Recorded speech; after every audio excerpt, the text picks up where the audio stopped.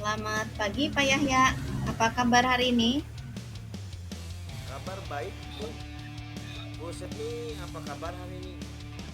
Ada yang bisa saya bantu? Ya, saya baik Pak. Tapi ini ada sesuatu yang ingin saya sampaikan. Sesuatu itu kira-kira apa ya, Bu Sepni? Ya, jadi terkait dengan hal itu, keperluan saya adalah meminta bantuan Pak Yahya ini. Saya kan akan melakukan kegiatan. Nah, kiranya Bapak ada waktu untuk mengamati kegiatan saya ini. Sehingga kedepannya ada feedback atau umpan balik dalam saya meningkatkan atau memperbaiki keterampilan saya terkait kegiatan coaching ini untuk kedepannya menjadi seorang coach yang baik. Oh begitu. Kebetulan saya hari ini punya waktu cukup luang, Bu. Jika memang seperti itu, saya siap melakukan pengamatan terhadap kegiatan coaching yang akan Ibu lakukan. Kira-kira persiapan apa yang Ibu lakukan untuk coaching ini terkait kompetensinya? Saya sudah memahami tentang coaching ini, Pak. Seharusnya dilakukan seperti apa, yaitu terkait kompetensi inti yang tidak boleh dilupakan. Bisa disebutkan apa-apa saja itu, Bu? Iya, kompetensi yang akan saya kembangkan atau kompetensi inti yang tidak boleh terlupakan itu yang pertama, hadiran diri sepenuhnya, di mana saya benar-benar hadir bersama coach saya agar bisa selalu fokus untuk bersikap terbuka, sabar, ingin tahu lebih banyak tentang coach saya. Yang kedua, mendengarkan aktif arti secara keseluruhan makna yang bahkan tidak diucapkan oleh coach saya. Sehingga nantinya betul-betul saya bisa mengidentifikasi masalah coach. Nah, yang ketiga, Pak, memunculkan pertanyaan berbobot. Tentunya ketika kita hadir penuh dan mendengarkan aktif, kita mampu menuntun coach sehingga memunculkan dan menemukan solusi sendiri, Pak. Saya kira sudah bagus, Bu.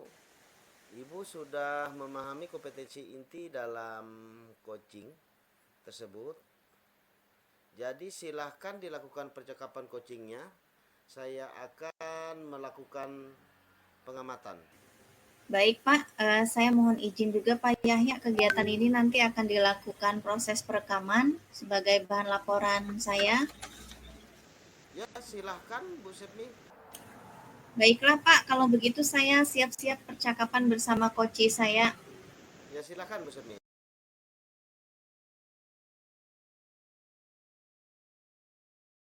Selamat pagi Pak Sius.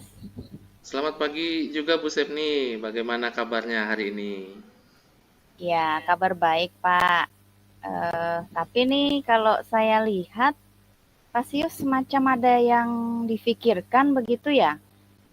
Sejak tadi saya lihat dahinya sesekali berkerut sambil bolak-balik membuka-buka buku tulis saya lihat. Benar sekali Bu, ini saya lagi ngoreksi karya siswa. Nah, kebetulan ada Ibu di sini, kalau boleh saya mau bercerita Bu terkait apa yang saya pikirkan saat ini. Oh ya, boleh, boleh Pak.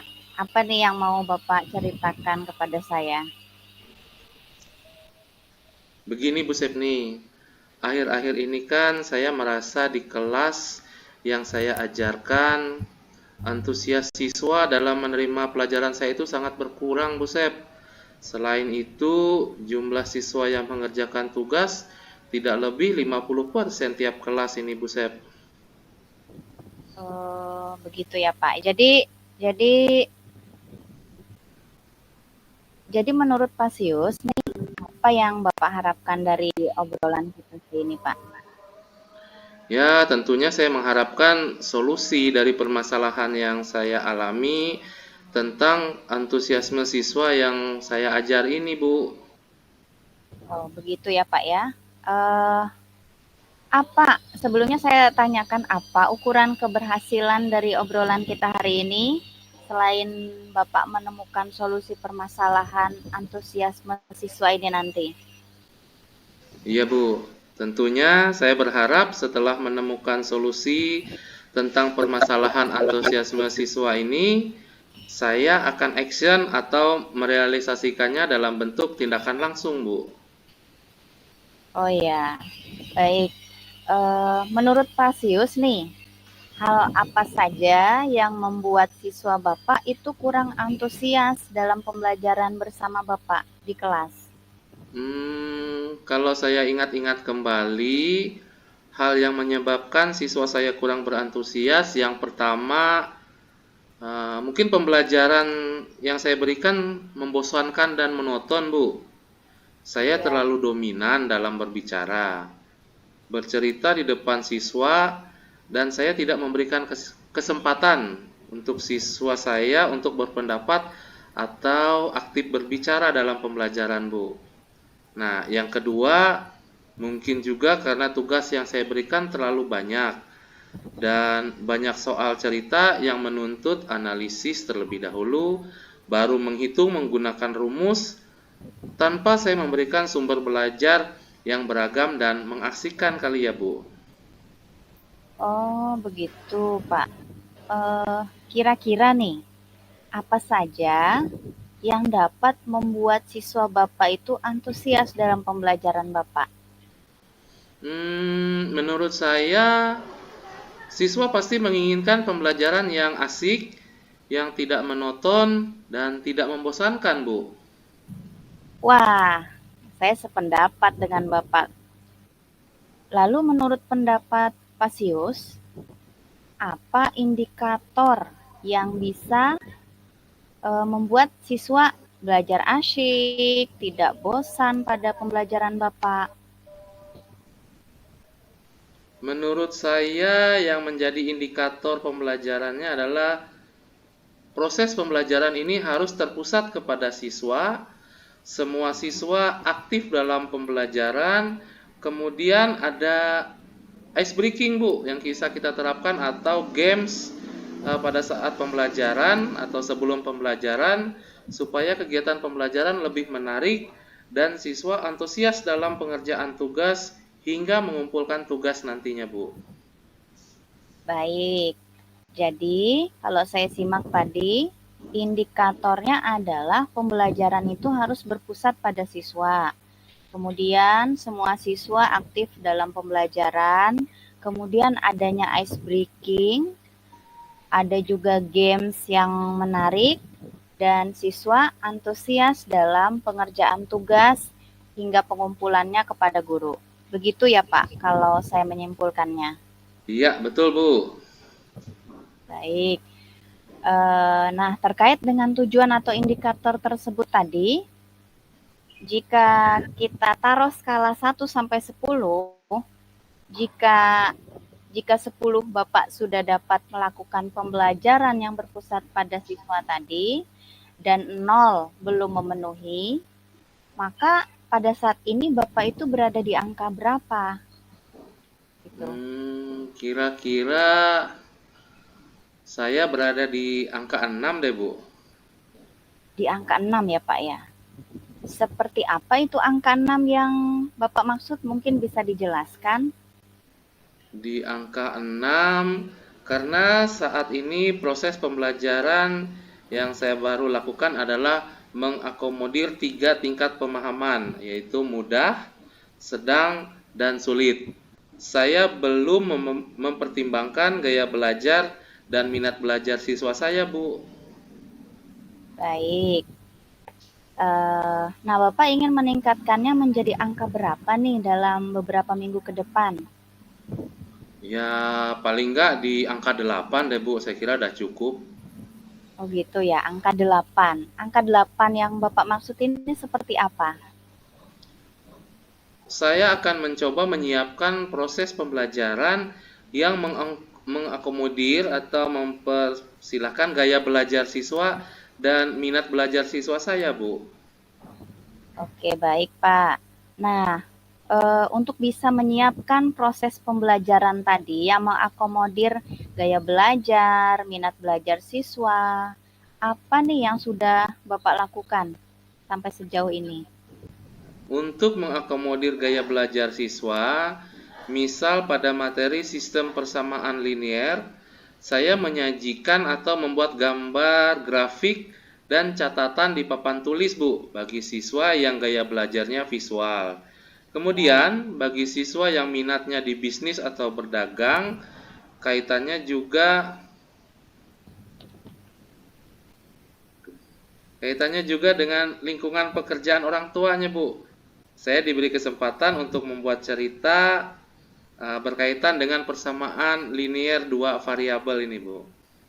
Baik, jadi yang sudah Bapak lakukan itu adalah melakukan penyajian materi sistem persamaan linear dengan menyajikan atau membuat gambar grafik dan catatan di papan tulis bagi siswa yang gaya belajarnya visual tadi ya, Pak.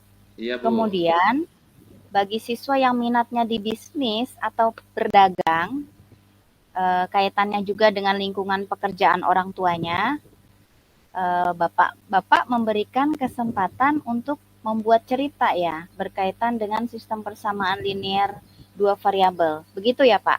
Ya. Apalagi nih yang perlu ditambahkan? Sesuatu yang berbeda mungkin supaya murid Bapak bisa fokus menyimak penjelasan Bapak pada saat Bapak mengajar? Apa ya, Bu? Mungkin saya akan melakukan hal lain yang terkait dengan gaya belajar dan minat belajar siswa, Bu, agar mereka antusias dalam pembelajaran.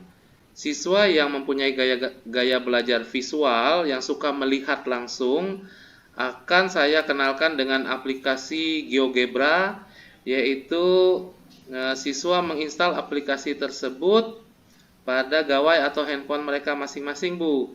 Selanjutnya, dari soal cerita tadi dibuat soal model matematikanya. Nah, untuk selanjutnya diinput pada tabel atau tab GeoGebra. Maka akan secara otomatis muncul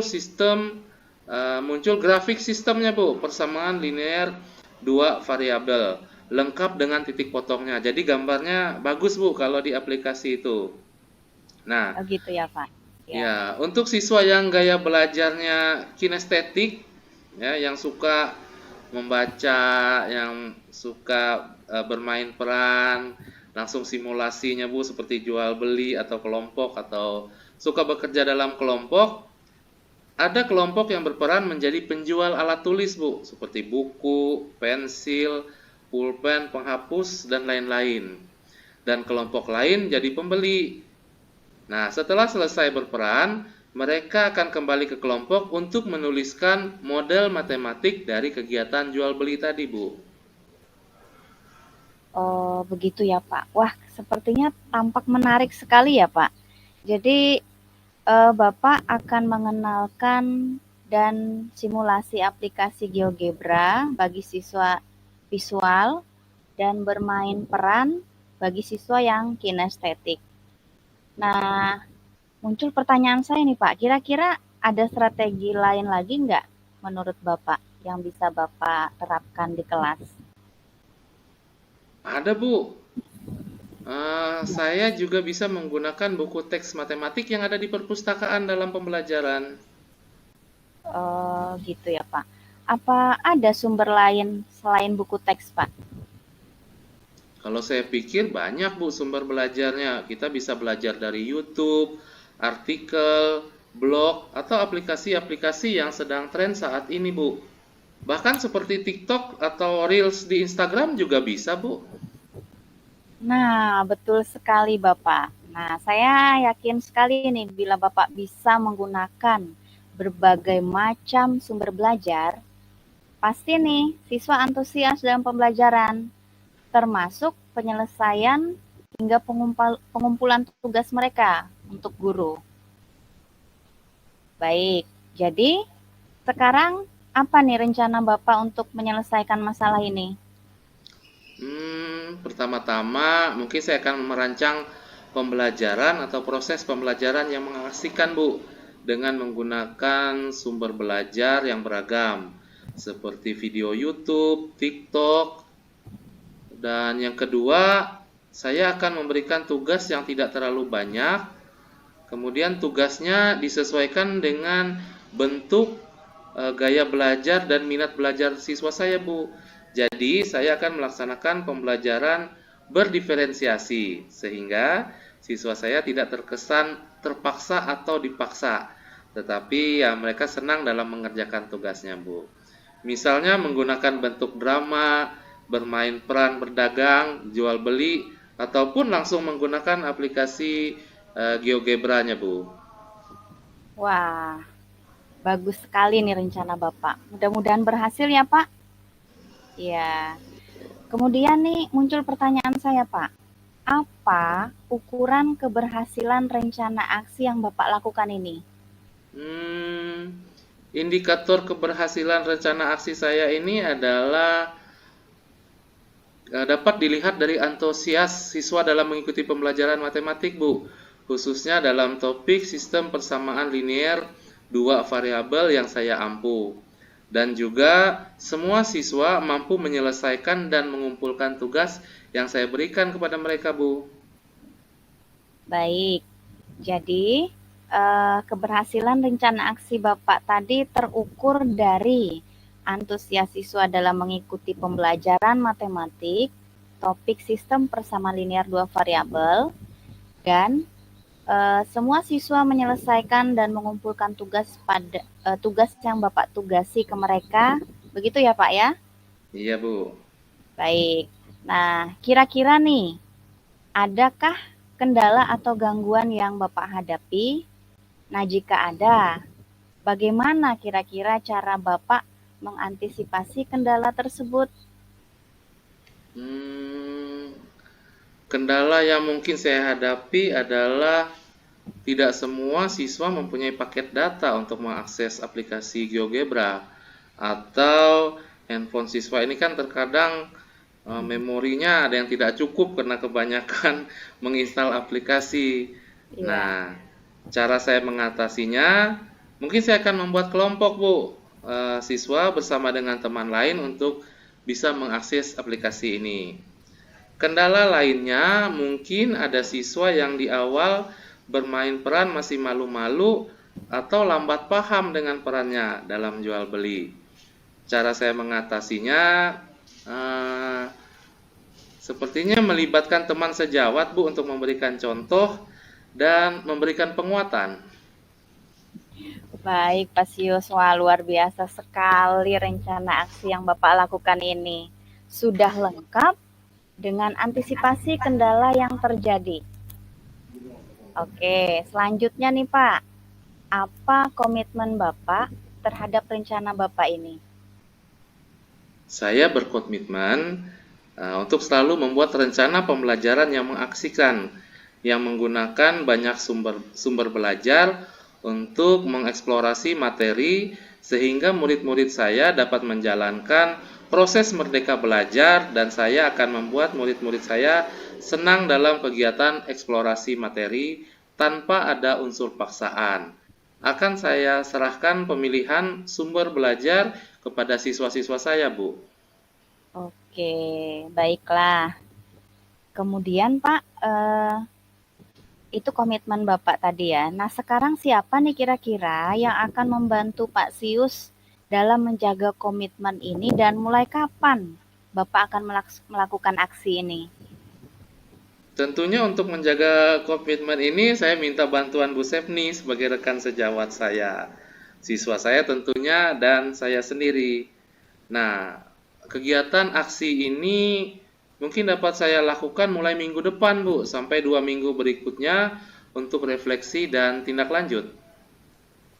Wah, bagus sekali Bapak. Oke, saya siap mendukung. Mudah-mudahan semua berjalan lancar dan sesuai harapan ya Pak Sius ya. Oke, Iya, Bu. saya tunggu sharing kita berikutnya untuk mengetahui hasil dari rencana aksi Bapak ini. Oke, terima kasih ya Bu Sepni sudah meluangkan waktu untuk sharing bersama. Mudah-mudahan kita semua menjadi guru yang selalu dirindukan oleh siswa kita ya, Bu. Amin. Amin, amin. Oke, terima kasih Bu Sepni. Iya, Saya mohon sama-sama.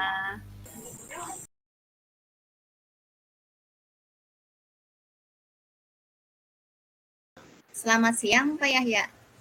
Selamat siang Bu. Iya Pak, sebagaimana tadi saya ingin diobservasi, sekarang saya menanyakan kembali terkait percakapan yang kami lakukan bersama koci saya. Barangkali ada umpan balik dari Pak Yahya sebagai pengamat. Baik Bu. Secara umum tadi proses coachingnya luar biasa dan mendapatkan solusi atas permasalahan dari rekan sejawat Anda.